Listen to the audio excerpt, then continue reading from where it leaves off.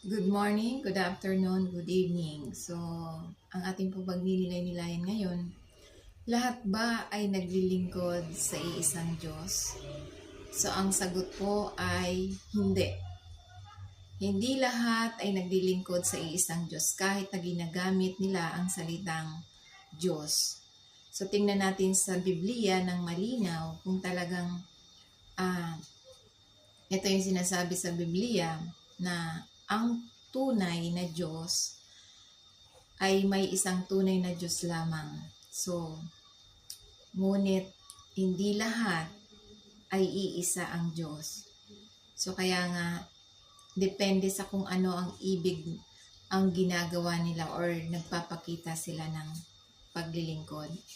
Kaya nga, ito yung tunay na Diyos na sinasabi sa Psalm 115 verse 2. Bakit sasabihin ng mga bansa saan na andoon ngayon ang kanilang Diyos? Sa verse 3, Psalm 115 verse 3, ngunit ang aming Diyos ay nasa langit.